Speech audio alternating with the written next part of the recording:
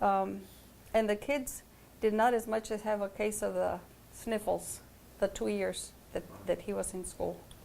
So we were very, very fortunate. The kids were fine and so forth. So I'm saying, again, God really took care of us by sending my friend and saying, my mother's got the house for rent. The other thing that happened is that he started saying, okay, what am I going to be, a student or an upholsterer? Because he was spending a lot of time upholstering furniture, and he had to really be studying, especially engineering. So what happened is that somebody came to the door. I mean, we didn't have a sign or anything. Somebody came to the door and said, we hear that you're looking for an upholsterer. We hired him. He was the best upholsterer. He took pride in his work. We never had to be after him. He just did his job. And then he was able to do his job. Now, isn't that heaven sent or what? We had never advertised. We had talked about it. Oh my gosh, what are we going to do? Because we were getting more business. So and we basically, I became his helper, doing odd jobs. Mm-hmm. But he did everything. He was motivated. He knew his work, and he was very, very good. And he said, somebody said, you people have more guts than sense. Like for him to quit his job and go do something like this. Sure. What happened to the upholstery business?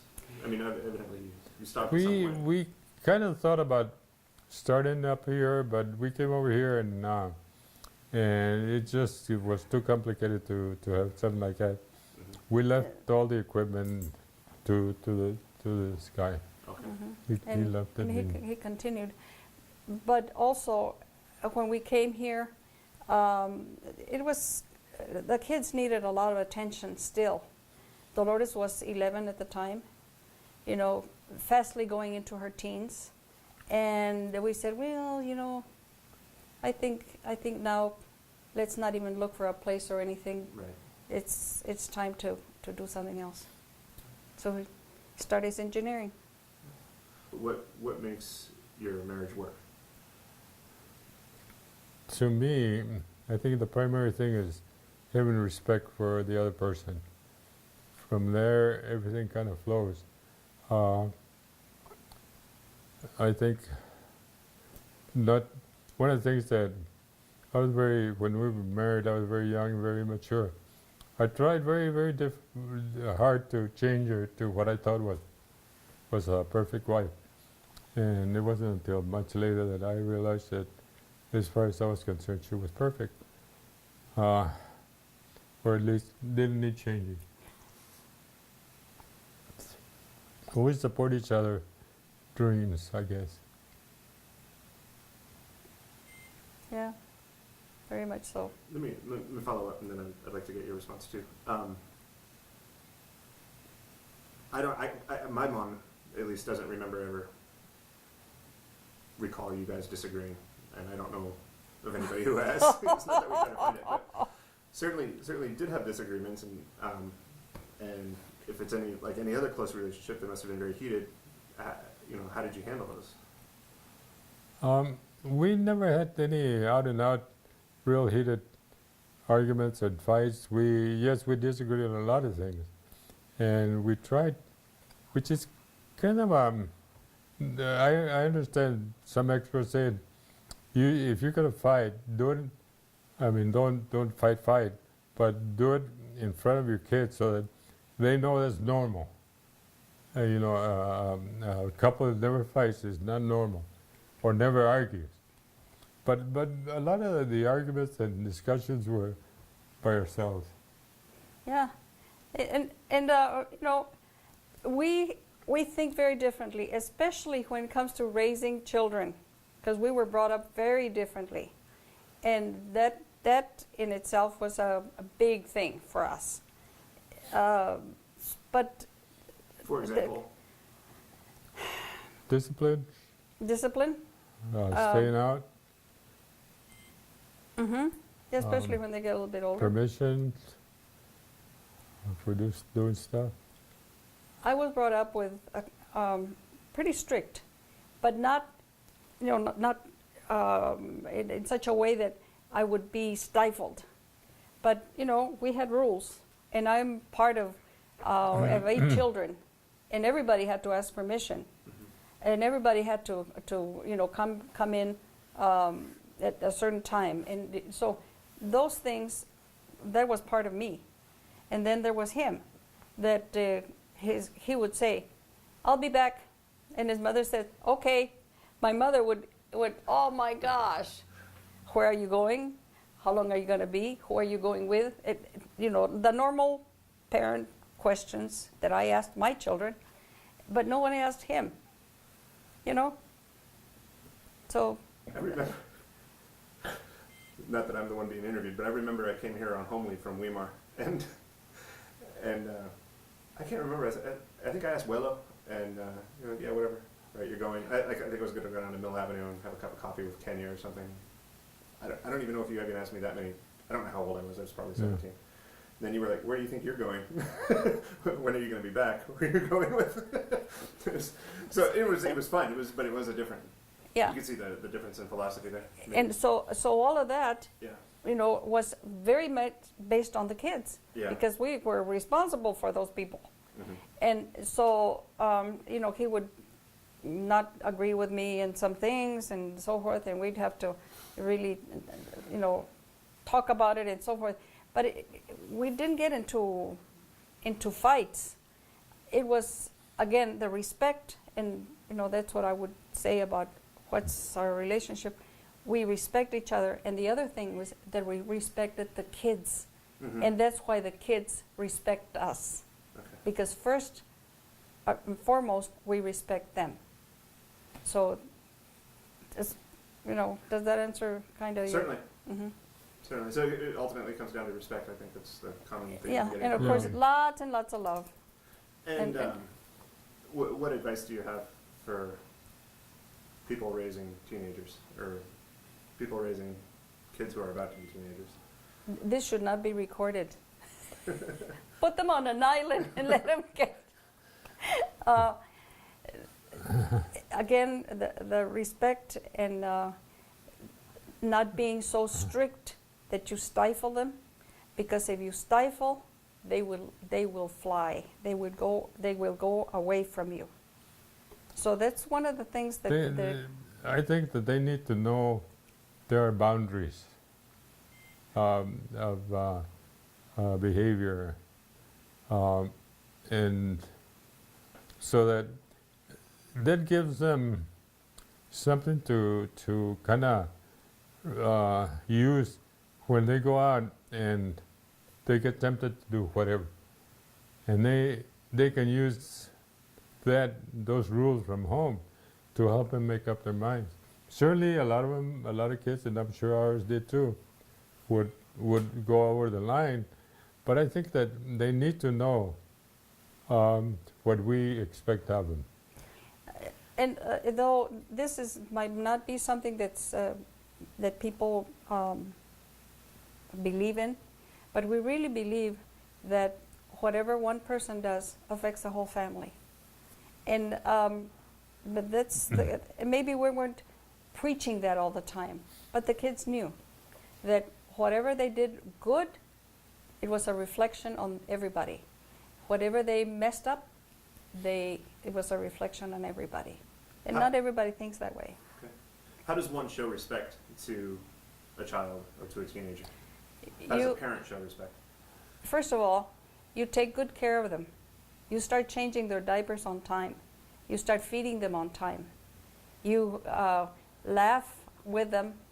You discipline when they, like with our discipline as little teeny kids, is that they got whacked in the rear end if they would, and get yelled at if they would go out in the street. So that is part of the respect that we had for them. We don't want them to get run over. And another thing that I've always felt is that you shouldn't belittle kids, whether calling them names, calling them stupid, calling them whatever. Never. Never, never, never, Never. ever, ever. And praise them when, of course, when they do something yeah. good. Um, the name calling, for them to call each other stupid and stuff like that, you just don't do that.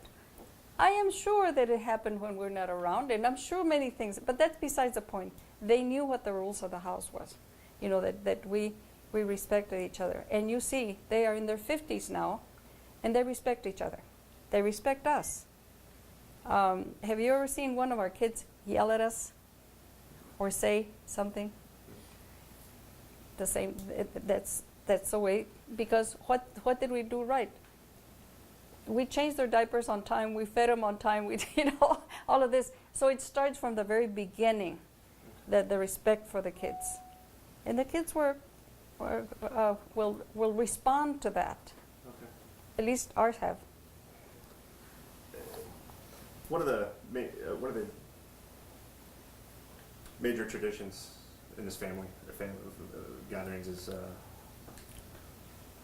cooking. Enchiladas. Enchiladas. Everybody wants to have enchiladas every time they come. Mm-hmm.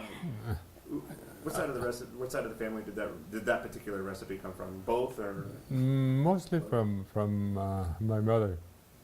And it's kind of funny. I never did cook too much at home. I had no need to or an interest, and my mother never really, took me aside and showed me how to do things because there was no need. right? She was very traditional Mexican, that she would do everything for her husband and her kids, especially the boys. Yes, So, and you were the youngest, well, so it was a little on the spoiled side. Good spoiled, just like you're good spoiled. So, every time I remember visiting, you were always cooking, and it seemed Yep. like. I mean, I know you both worked in the kitchen, but I'm guessing you probably cook more than most Mexican. fathers. yeah. How did that happen? Well, I got interested in cooking, and I would make what I thought were my favorites, and everybody else liked them. So I just enjoyed doing stuff in the kitchen. The other traditional thing that Mexican men don't do is, change diapers and clean the house and do something. But, we were a team, and we have always been a team. So that he fed babies, and he changed diapers, and he did everything that I did, because there were so many little people that we needed. I mean, I needed a lot of help, and we were both parents to the kids. So that whether it was need or whatever, his father's role as far as doing nothing as far as the house is concerned never was part of him. He said this needs to be done, and we enjoyed doing it, and that's how it was. And the cooking was just part of it. Sure. One of the memories I remember my mom mentioning, and this is when I was a little guy, I remember her mentioning this about when Willa would come home from work, or when it was bedtime, they had this tradition of hide and seek, Well, yeah. when they were just little. Yeah. Yes. It's time to go to bed. Well, they had to go hide and, go find them, and then pick them up and put them in the bed, and go find the other one. Where's the other one? Oh my gosh, he's under the chair. No, he's not there. So it was just a little game. But everybody was, again, going to the respect. We taught them from the very beginning, many things. But they would get in. It would be 8 o'clock. They would get into their pajamas, whether we had company or not. They would get into their pajamas and then go say good night to all the people. And they were little kids, and that's what they were supposed to do. One of the things also, we would go out and come back late. It'd be around the time for bed. everybody was asleep. So I had In to the car. carry everybody in. Everybody would fall asleep at the same time. We had an old Chevy station wagon that we kept for a long time. We kept refinancing that at the credit union. I remember the loan officer saying, boy, that must be gold plated. I remember that. But we had a 54 Chevy to begin with. That was his first car, our first car, but he bought it first. That we had 3, 4 of the little kids in there. I'd like to talk to you, Weller, just for a few minutes about your diagnosis and what's going on with your health and your journey so far. Well, it started early last year. It's been more than a year. I noticed I've had some swallowing problems over the years, and I'd get tested and doing this and doing that, and nothing ever really popped up saying this is the cause. They said, oh, you got weak muscles and all that. And so I went to the ear, nose, and throat doctor, and again, went through tests and stuff. So, well, it could be, part of it could be acid reflux causing problems. And so it stayed there.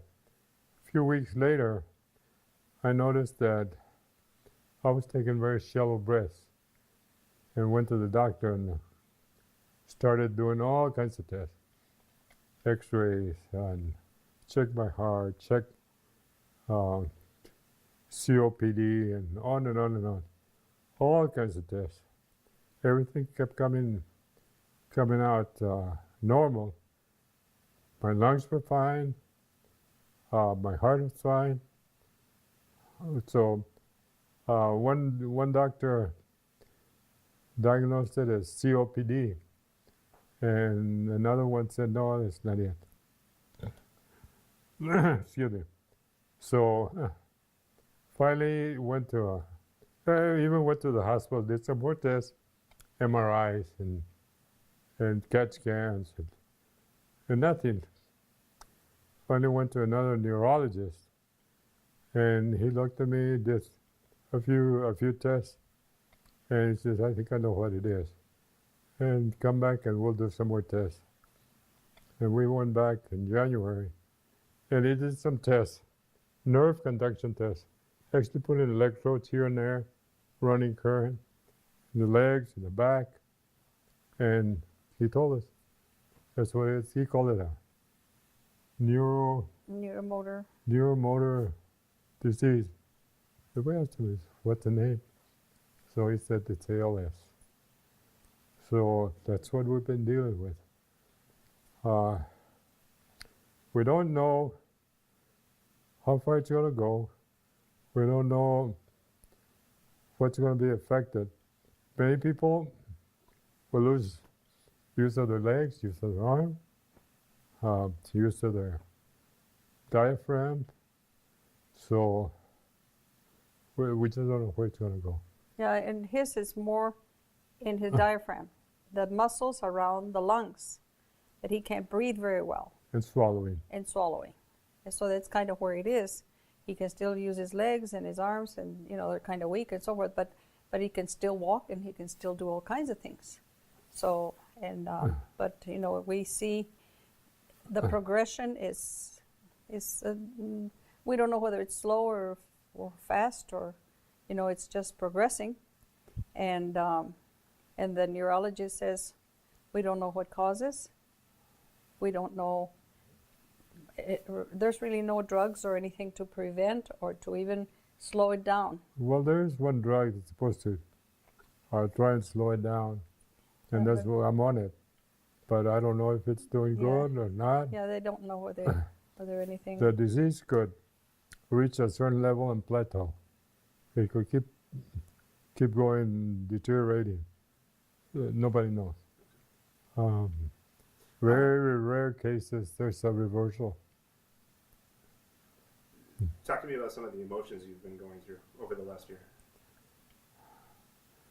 Um, not knowing, it's not knowing what it is. Um, Finally, when we found out what it is, it's scary because it's possible that I could wind up wheelchair bound or bed bound. I may have to have a tracheostomy, which means, they put a pipe down into my lungs to breathe for me. I've been, fighting it using this thing. So it's being afraid of the future, being afraid of, what's going to happen to me. And she's the one that's been doing everything, taking care of me. There's a lot of things I can't do on my own anymore, and that's the thing that I really and not fear, but that I feel bad that I can do things on my own.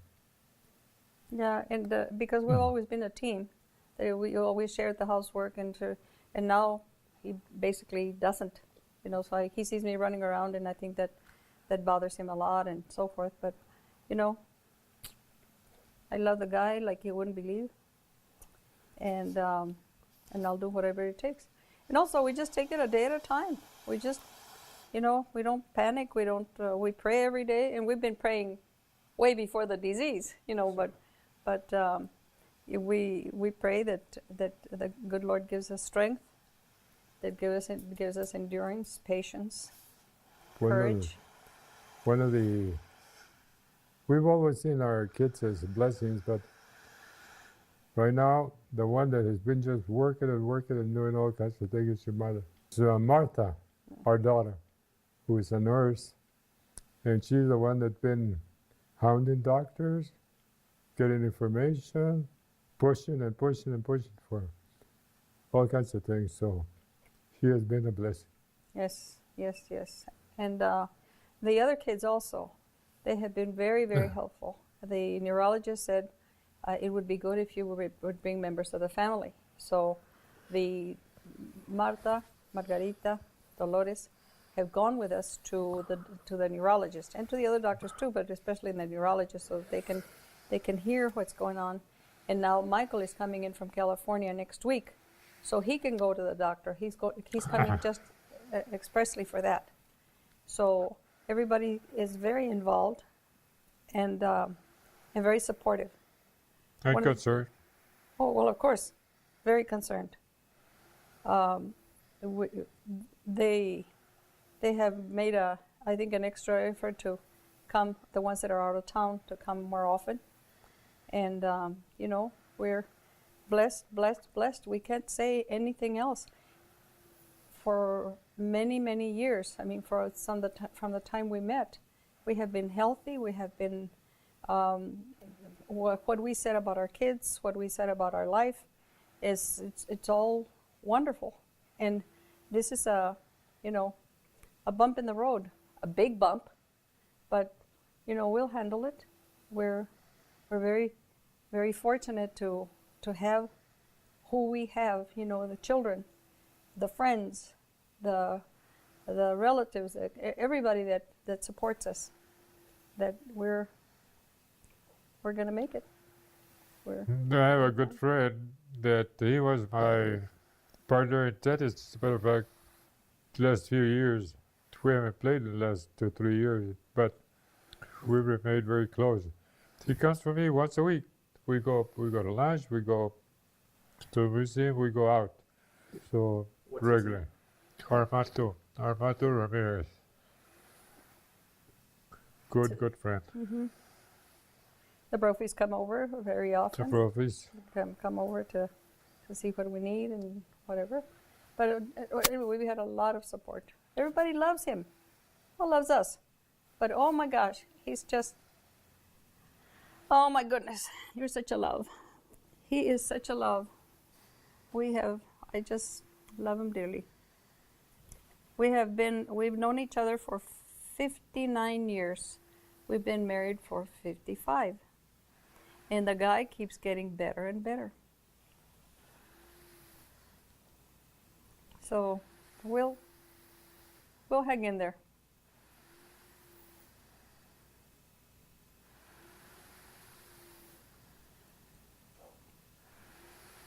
Right. Oh, I think it's important to tell them that you were a jogger for 35 years. A what? A jogger. Ran for 35 years. And when you noticed that you were, that you didn't have to say, Yeah, a little over a year ago, I dusted on my bike. I was going to go for go for a ride. I couldn't get around the block. I couldn't make it. This is about a year ago. Yeah. And that's when I noticed I was taking very shallow breath. Yeah. So that's when the testing started. and he was a runner for about 35 years. Mhm. You know, he used to jog and jog and jog. You know, just, and everybody knows him by, you know, running around the block, and he used to jog miles. And then the doctor said, well, maybe you better start walking because of his knees and so forth, to preserve the knees. And then now, not even walking between here and there anyway, in the house. At some point, you know, just open mic, really. You know, if there's something that you want to pass on to future generations, your children, grandchildren, or just in general, just want to pass out words of wisdom, you know, that we haven't touched on. I do that all the time, but they don't listen. Yes, well, They don't now listen. you've got it. They can hit it on. They Okay. can loop it. Do it over and over again. Yeah. So if you want to do that now or at the end or whenever, feel free to Yeah. schedule that in. Okay. And that's for both of us. Oh. He's better at giving words of wisdom. Okay. I just criticize. Anyway, Please state your full name my full name is Susana Rodriguez Marquez. and your date of birth, February 28th, 1938. your place of birth. El Paso, Texas. What are your parents' names? It's Edmundo Rodriguez, my mother, Ignacia Escajeda. And your grandparents' names? Romana Moreno and Jose Escajeda. And but the other grandparents, my father's parents, were Isaac Rodriguez y Rebecca Campos. First childhood home would be at 374 South Santa Fe. That's in El Paso. And I don't know, I must have been about 5 years old or so. And let me describe my neighborhood. It were duplexes on Santa Fe Street, and on the back side there was called ABC Alley, and that's where my grandmother lived. The backyards were together, they were back to back, and they were just open. They didn't have, some of them didn't have fences. To the left of my house was Doña Tita, and Doña Tita had a black cat, and then she also had Mickey, and it was a cat that was about this high, because that's the way I saw him. But she used to scare us with the cat and the dog. We didn't have inside facilities. We had 3 rooms, and we didn't have inside facilities, so we had to go outside to a community toilet. And so at night, I would say to my sister, "Come with me because I'm afraid of gato, of Mono." His name was Mono, and because the cat would go up on the roof of the toilet, and then you could just see the eyes. Oh my gosh! And you couldn't see anything but the eyes. So she would go with me. Now the left. On the right was Doña Chonita, and Doña is the proper name to call an older person, like people call me that. The Spanish-speaking people will call me Doña Susana, because it's a courteous way of addressing people. So this lady used to make the best tortillas in the whole world, the corn tortillas. She would soak the corn at night, and then she would send her granddaughter to have it milled a few blocks away.